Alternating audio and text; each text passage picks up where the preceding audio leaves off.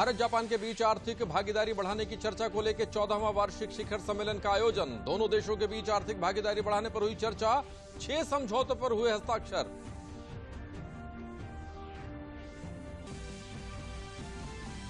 पच्चीस मार्च को लखनऊ के इकाना स्टेडियम में कार्यवाहक मुख्यमंत्री योगी आदित्यनाथ के नेतृत्व में भाजपा सरकार का शपथ ग्रहण समारोह होगा आयोजित। मंत्रिमंडल की सूची को दिया जा रहा है अंतिम रूप।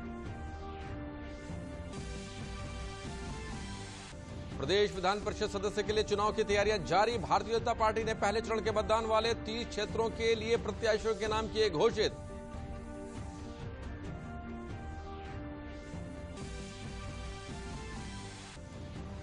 और आज विश्व गौरैया दिवस है। प्रदेश भर में गौरैया संरक्षण और पर्यावरण जागरूकता के विषय पर आयोजित किए जा रहे हैं अनेक कार्यक्रम।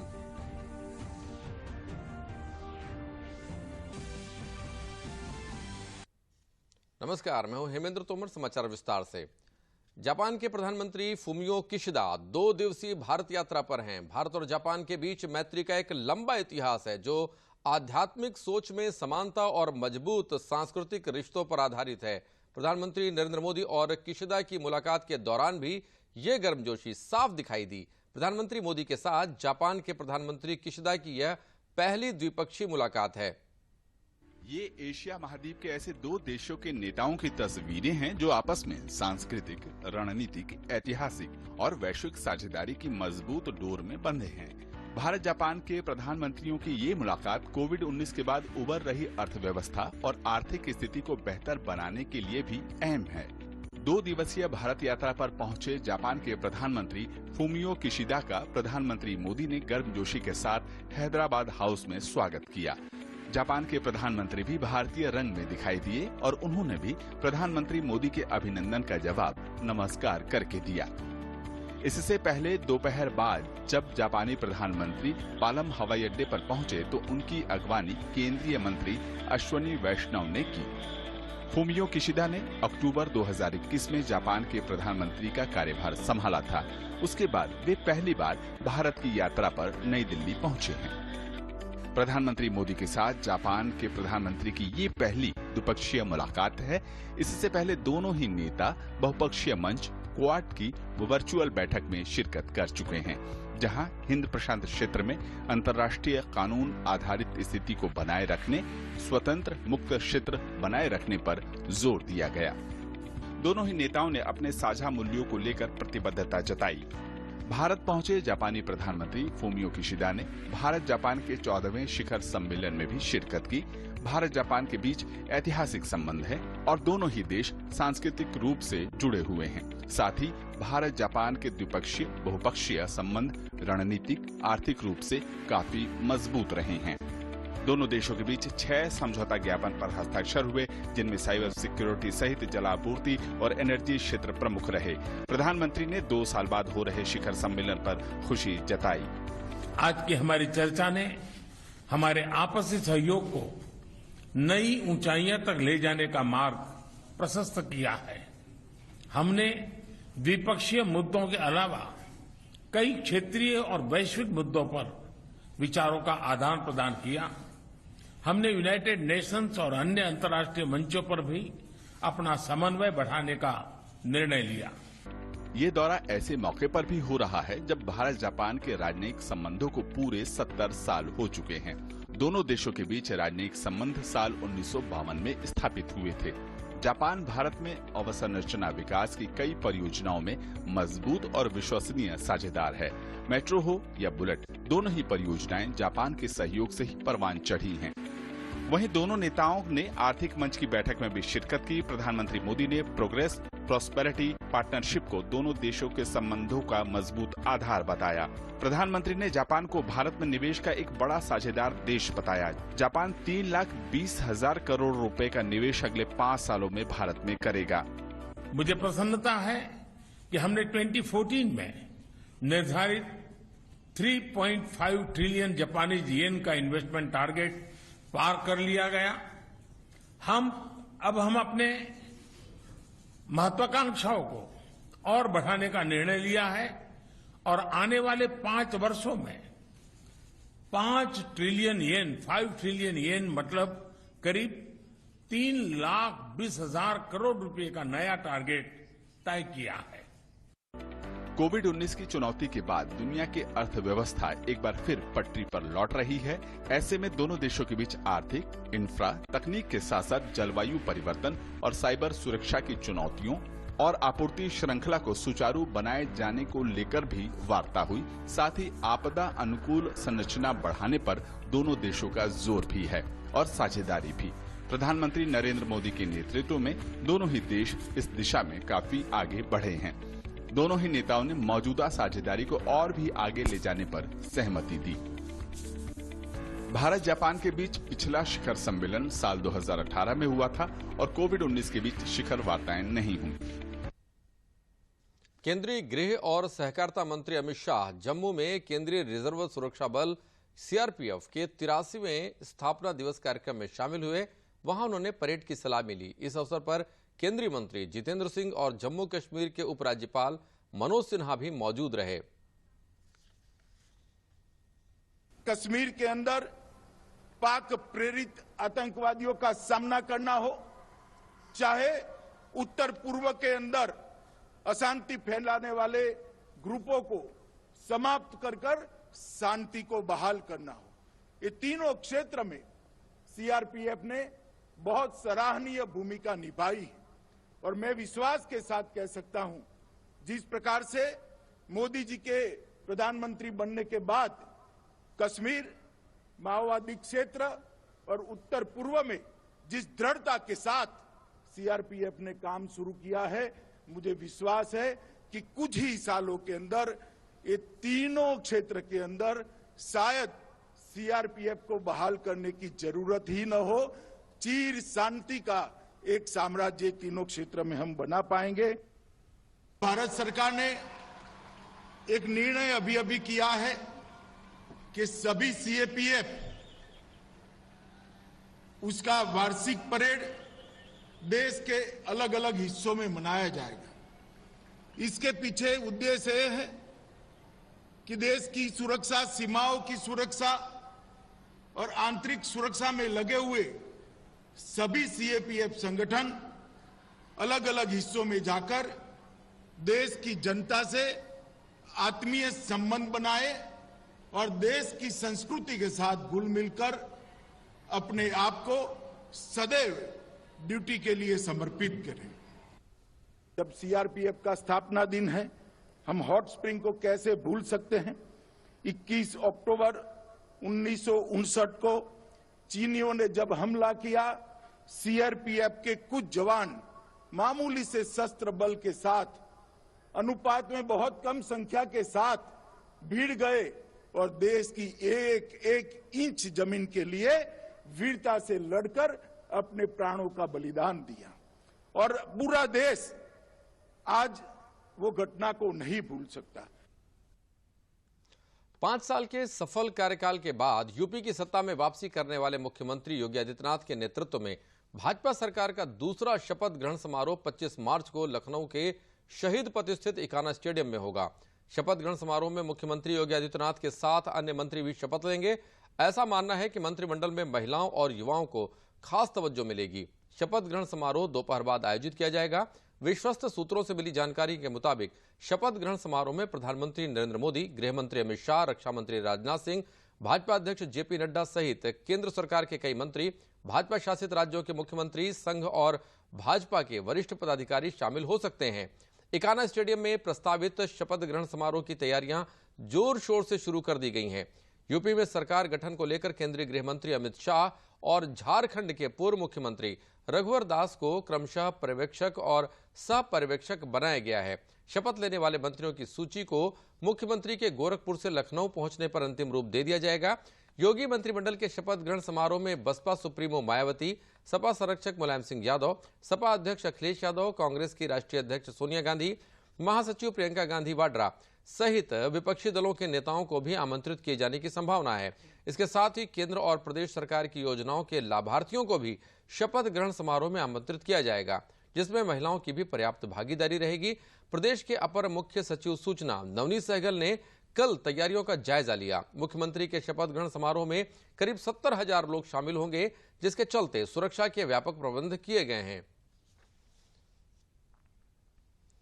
उत्तर प्रदेश में विधानसभा चुनाव 2022 में प्रचंड बहुमत पाने वाली भारतीय जनता पार्टी की नजर अब विधानमंडल के उच्च सदन पर है। भाजपा ने उत्तर प्रदेश विधान परिषद सदस्य यानी एमएलसी चुनाव के लिए पहले चरण के मतदान वाले 30 क्षेत्रों के लिए अपने प्रत्याशियों के नाम घोषित कर दिए हैं। गोरखपुर क्षेत्र के प्रभारी और भाजपा के प्रदेश महामंत्री अनूप गुप्ता को लखीमपुर खीरी और युवा मोर्चा के प्रदेश अध्यक्ष प्रांशु दत्त द्विवेदी को इटावा फर्रुखाबाद से विधान परिषद के चुनाव के लिए मैदान में उतारा गया है। वहीं लखनऊ उन्नाव विधान परिषद सीट के चुनाव के लिए रामचंद्र प्रधान को भाजपा ने अपना प्रत्याशी बनाया है।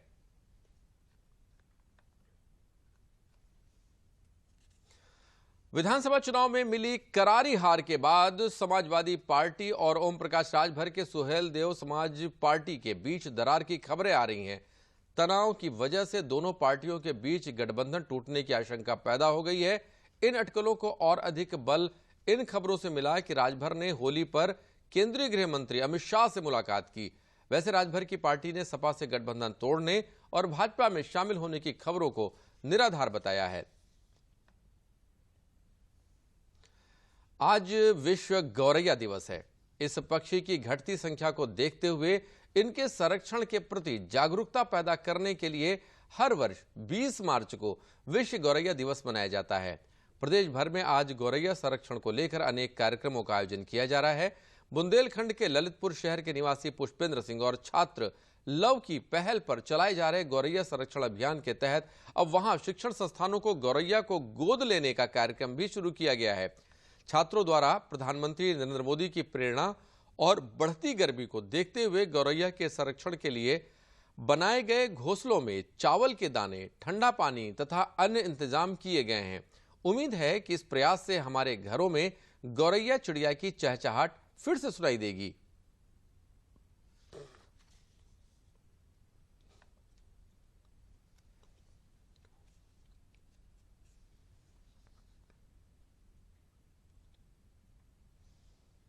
ये जो विश्व गौरैया दिवस मनाया जा रहा है, ये हम लोग को ये सिखाने के लिए मनाया जा रहा है कि जो गौरैया अपनी चिड़िया है वो अब बहुत कम हो गई है दिखना। और चूंकि हम मानते हैं कि जो गौरैया चिड़िया है वो हमारे परिवार का एक सदस्य है, इसलिए हम लोगों को कुछ कार्य करने चाहिए जिससे हम उस सदस्य का संरक्षण कर सकें और उसको जो गर्मियाँ आ रही हैं उसके चक्कर में उसको अपन यहाँ पर हमने पानी रखा है जिससे उसको पानी की किल्लत ना हो, दाना डाला है जिससे उसकी भूख भी मिट सके और यहाँ पर हमने ये घोंसला भी लगाया है जिससे उसका संरक्षण किया जा सके। और जो हमारे प्रधानमंत्री मोदी जी हैं उनका भी ये सपना है जो अपनी गौरैया चिड़िया उसको अपन को बचाना है, तो इसलिए हमने ये सब इंतज़ाम किए हैं ताकि उसका संरक्षण किया जा सके। गौरैया बचाओ अभियान के अंतर्गत गौरैया चिड़िया को बचाने के लिए लगातार प्रयास कर रही है। अब तक हम लोगों ने हजारों गौरैया के घोंसले और पानी के पात्र बांट दिए हैं। इस बार हम सबका प्रयास है कि हर घर में गौरैया का आवास होना चाहिए। इसी के अंतर्गत इस बार हम लोग जो स्कूल कॉलेज हैं उनको गोद लेकर वहाँ पर गौरैया संरक्षण केंद्र स्थापित कर रहे हैं, जिससे गौरैया की जो चहचहाट खो गई है वह फिर से घर आंगन में वापस आ जाए। मथुरा और ब्रिज में धूल होली के बाद भी होली की खुमारी उतरने का नाम नहीं ले रही है। इसी खुमारी के क्रम में ब्रिज के राजा कहे जाने वाले बलदाऊ जी की नगरी में कल शाम विश्व प्रसिद्ध हुरंगे का आयोजन किया गया। बलदेव के मुख्य दाऊ जी मंदिर प्रांगण में खेले गए इस हुरंगे में भाभी अपने देवर के कपड़े फाड़कर उसका कोड़ा बनाकर देवरों पर बरसाती हैं और इस बीच प्यार भरी तीखी नोकझोंक भी होती है। ब्रिज में होने वाले 40 दिन के होली उत्सव के दौरान कल मंदिर प्रांगण में इकट्ठा हुई हुरियारिन भाभी और हुरियारे देवर बलदाऊ जी के मुख्य भवन की परिक्रमा करते रहे। इस आयोजन में बलदाऊ जी को भांग का भोग लगाया जाता है। हुरियारिनें ग्वालों पर वार करती रहती हैं। इसे देखकर यहाँ आने वाले देशी विदेशी पर्यटक भाव विभोर हुए बिना नहीं रह पाते। बरसाना और नंदगांव की ही तरह यहाँ के हुरंगे में भी हुरियारिन हुरियारों पर हावी रहती हैं।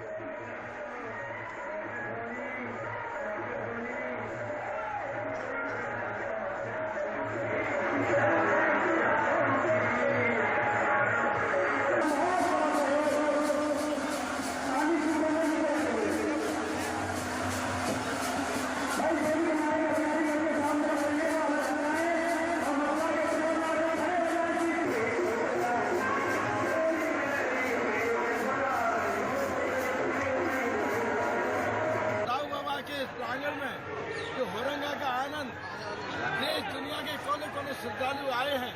इस प्यार रस आपका बढ़ रहा है, लेकिन मैं भी उसमें शामिल हूँ, है ना। इनके जो आशीर्वाद और जो प्यार, इन्हीं की बदौलत राहु बाबा ने मुझे अभी तीसरी चौथी बार विधानसभा में भेजा है। मैं इन सबका, अपने जितने हमारे पंडा समाज है, इन सबका मैं हृदय से आभारी हूँ, पूरे क्षेत्र का आभारी हूँ। भगवान राहु बाबा से ये प्रार्थना करता हूँ। बुंदेलखंड के हमीरपुर जनपद में कौमी एकता की मिसाल पेश करते हुए होली मिलन समारोह का आयोजन किया जाता है। इस बार भी समाज के हर वर्ग के लोगों ने एक दूसरे के साथ रंग खेला, आपस में गले मिले और अबीर गुलाल लगाकर एक दूसरे को गुजिया खिलाई। हमीरपुर के पुलिस लाइन में भी होली मिलन समारोह का आयोजन किया गया। जनपद के सभी पुलिसकर्मी आपस में झूमते, नाचते और एक दूसरे को रंग लगाते हुए तथा गुजिया खिलाते हुए होली मिलन में शामिल हुए।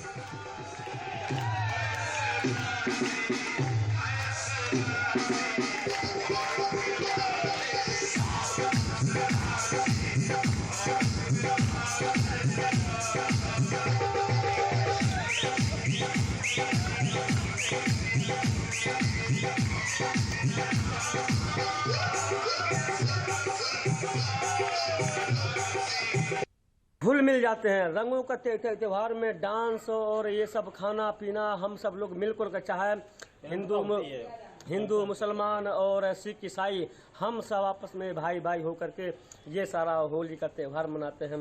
बड़ी खुशी होती है।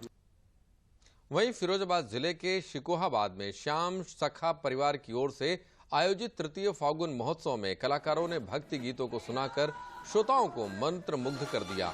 फागुन महोत्सव पर श्याम प्रभु खाटू के अलौकिक सौंदर्य और श्रृंगार को देखने के लिए श्रद्धालुओं का दरबार में तांता लग गया। कार्यक्रम में प्रख्यात भजन गायक कलाकार मुकेश बांगड़ा और परविंदर पलक की आवाज का जादू खूब चला।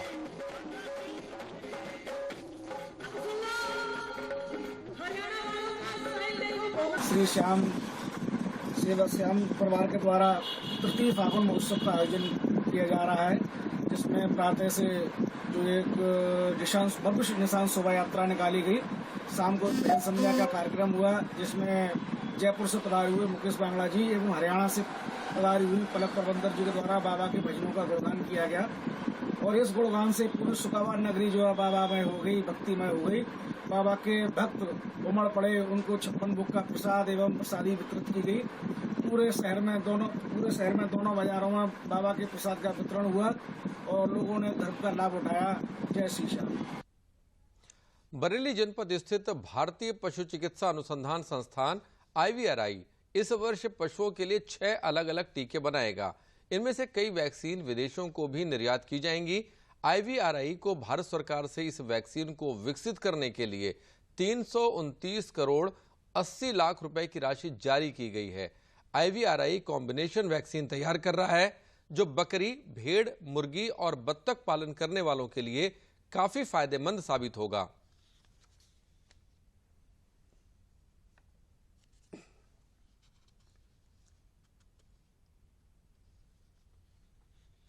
जो पहला वर्ष है 22-23 का जो अभी करंट चल रहा है, इसमें एक जो सबसे ज्यादा इंपॉर्टेंट वैक्सीन है हमारी thermostable vaccine FMD O serotype, वो वैक्सीन्स हम भारतवर्ष को देंगे।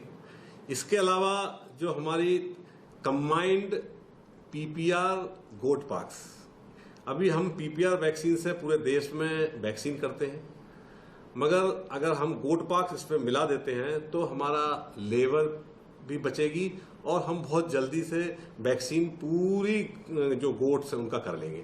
तो हमने कॉम्बिनेशन वैक्सीन PPR और गोट पॉक्स इन दोनों का बनाने का निर्णय लिया है। वो हमारा यही 22-23 का टारगेट है, इसमें हमें मिल जाएगा। डक्स में पहले से भी काफी तरह से ये प्लेग्स महामारी होती रही है और ये जैसे ही ये वैक्सीन आ जाएगी, अभी क्या है कि हमारे पास जो भारतवर्ष में कोई भी ऐसी वैक्सीन नहीं है, कॉस्ट इफेक्टिव वैक्सीन नहीं है। ये बहुत कॉस्ट इफेक्टिव वैक्सीन है, क्योंकि आपको अंदाजा होगा कि जितनी भी डक्स हैं पाली जाती हैं वो एक ऐसा वर्ग है जो अगर हम उसको कास्ट इफेक्टिव वैक्सीन देंगे तभी वो लगवा सकता है। तो ये वैक्सीन कास्ट इफेक्टिव है और काफी फायदेमंद है। गंगा संरक्षण का संदेश लेकर गंगोत्री से गंगा सागर तक साइकिल यात्रा कर रहे अतुल्य गंगा टीम के पूर्व सैनिक अधिकारियों का 20 सदस्यीय दल वाराणसी पहुंचा। जिले के दशाश्वमेध घाट पर नमामि गंगे टीम ने गंगा तलहटी के घाटों की सफाई की। घाट पर गंगा को अंदर से प्रदूषित कर रही अनेकों सामग्रियों को बाहर निकाला। ढेरों कपड़े, पॉलीथीन, मूर्तियां आदि गंगा तलहटी से निकालकर गंगा जी की सफाई की और लोगों को जागरूक भी किया। नमामि गंगे काशी क्षेत्र के संयोजक राजेश शुक्ला ने सभी को स्वच्छता का संकल्प दिलाया। काशी की पावन धरती पे आज पहुंचे हैं। आज 16वां दिन है। 1 मार्च को हमारी यात्रा शुरू हुई थी गंगोत्री से साइक्लोथॉन, और ये जा रही है गंगा सागर तक। या तो बांग्लादेश के रास्ते या कलकत्ता के रास्ते गंगा सागर जाएगी। और ये यात्रा हमारी सीरीज में पिछले साल हमने पद यात्रा करी थी 5530 किलोमीटर की 190 दिन की। इस साल हम गंगा मैया के पास फिर आए हैं इसकी सेवा में। 2850 किलोमीटर की 33 दिनों की साइकिल की यात्रा है। वेटरन्स और सिविल सोसाइटी के मेंबर सब मिलजुल के हम लोग ये इंस्पिरेशन दे रहे हैं यूथ को और लोगों को कि गवर्नमेंट अपना काम कर रही है, हमको भी जुट के अपना काम, अपना दायित्व निभाना पड़ेगा। और हम सब अगर मिल जाएं और सबका साथ हो जाए तो गंगा साफ हो जाए। माँ गंगा के किनारे की स्वच्छता हेतु आज हमने माँ गंगा की आरती करके सबको संकल्प दिलाने का कार्य किया है। गंगा आरती करेंगे और साथ ही गंगा तलहटी की सफाई करके हम यह संदेश देंगे कि तमाम लोग जो गंगा में कपड़े, पॉलीथीन और अन्य मूर्तियाँ, मेटल की तस्वीरें, शीशे की तस्वीरें जो रूढ़िवादी परंपराओं के अनुसार गंगा में विसर्जित कर देते हैं वह न करें। और गंगा, चूंकि हम माँ की तरह मानते हैं गंगा को, हमारा कर्तव्य है अपनी गंगा के प्रति बेटे की तरह जिम्मेदारी निभाने का। हम गंगा के किनारे स्वच्छता बनाए रखें, पर्यावरण संरक्षण होगा तभी हमारी आने वाली पीढ़ी को एक सुदृढ़ पर्यावरण मिलेगा। भारत सरकार के सूचना एवं प्रसारण मंत्रालय ने सूचना एवं प्रसारण पखवाड़े इंडिया पैवेलियन का दुबई एक्सपो में उद्घाटन किया। इंडिया पैवेलियन 18 से 31 मार्च तक आगंतुकों को भारत के जीवंत मीडिया और मनोरंजन उद्योग का अनुभव कराएंगे। यह पैवेलियन 11 प्राथमिक विषयों को समर्पित है, जिनमें से प्रत्येक में विशिष्ट क्षेत्र जलवायु और जैव विविधता, अंतरिक्ष, शहरी, स्वास्थ्य और कल्याण शामिल हैं। सूचना एवं प्रसारण मंत्रालय के सचिव अपूर्व चंद्र ने कल अबुधाबी में अबुधाबी फिल्म आयोग द्वारा आयोजित एक कार्यक्रम में शामिल हुए। इस मौके पर दूरदर्शन के महानिदेशक मयंक अग्रवाल, अभिनेता आर माधवन सहित अनेक गणमान्य लोग भी उपस्थित रहे। कार्यक्रम में अबुधाबी फिल्म आयोग और भारतीय फिल्म आयोग के बीच बेहतर सहयोग को बढ़ावा देने के मुद्दे पर विचार किया गया। अपूर्व चंद्र ने बैठक में भारतीय प्रतिनिधिमंडल का नेतृत्व किया। अबुधाबी फिल्म आयुक्त हंस फ्राइंकिन ने भारतीय फिल्म निर्माताओं के लिए उपलब्ध उत्पादन, तकनीक, जनशक्ति सुविधाओं पर चर्चा की। इसका उद्देश्य ACEPA समझौते के तहत भारत और UAE के बीच घनिष्ठ सांस्कृतिक सहयोग को आगे बढ़ाना है। मीडिया मनोरंजन क्षेत्र में भारत और संयुक्त अरब अमीरात के बीच जनशक्ति के आदान प्रदान की जबरदस्त संभावना है। यूक्रेन के युद्ध प्रभावित क्षेत्रों से आम नागरिकों को सुरक्षित निकालने का प्रयास जारी है। यूक्रेन ने बताया है कि शुक्रवार को मानवीय गलियारों की सहायता से 9000 से ज्यादा आम लोगों को सुरक्षित निकाला गया है। जिन 7 मानवीय गलियारों की सहायता से इन लोगों को सुरक्षित निकाला गया, इनमें 6 गलियारे सुमी प्रांत में हैं, जहां कई दिनों से भीषण लड़ाई जारी है। अब तक मानवीय गलियारों की सहायता से 1,80,000 से ज्यादा लोगों को युद्ध प्रभावित इलाकों से सुरक्षित निकाला जा चुका है। हर गुजरते दिन के साथ यूक्रेन में युद्ध भयानक रूप लेता जा रहा है। मिसाइल हमलों, तोपों की गरज, विमानों की गड़गड़ाहट के बीच आरोप प्रत्यारोप और दाव प्रतिदावों का दौर भी जारी है, ताकि एक दूसरे पर मनोवैज्ञानिक बढ़त बनाई जा सके।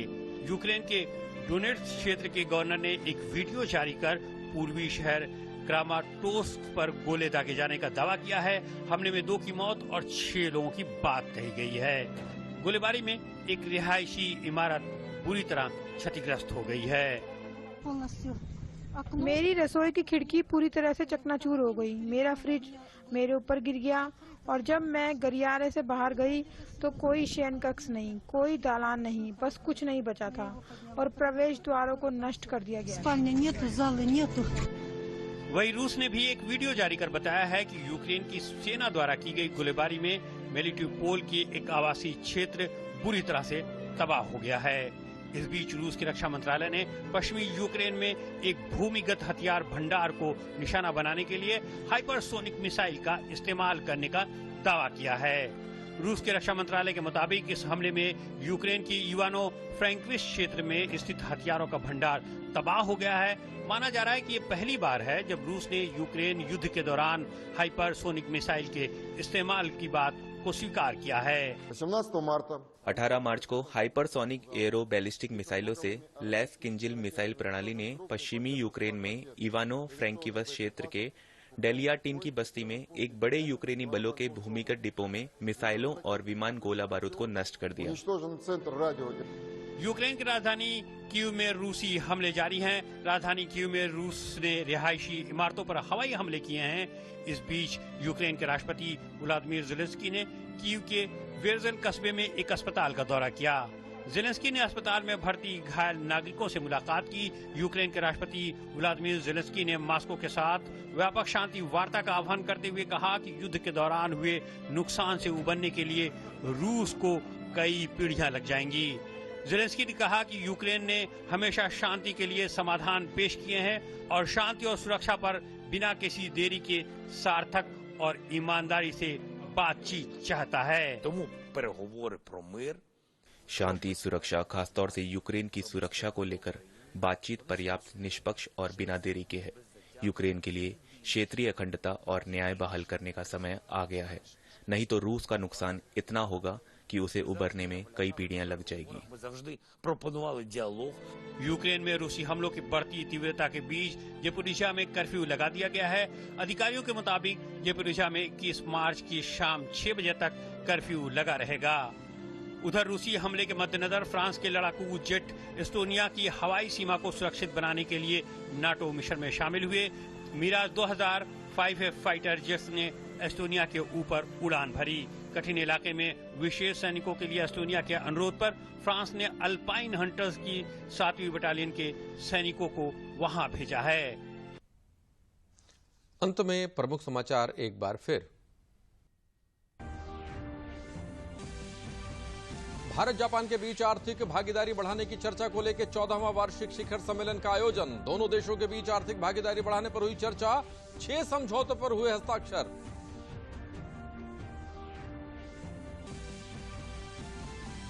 पच्चीस मार्च को लखनऊ के इकाना स्टेडियम में कार्यवाहक मुख्यमंत्री योगी आदित्यनाथ के नेतृत्व में भाजपा सरकार का शपथ ग्रहण समारोह होगा आयोजित।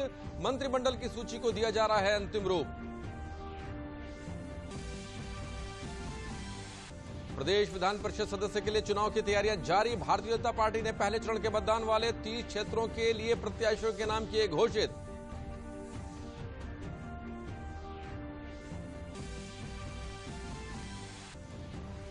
और आज विश्व गौरैया दिवस है। प्रदेश भर में गौरैया संरक्षण और पर्यावरण जागरूकता के विषय पर आयोजित किए जा रहे हैं अनेक कार्यक्रम।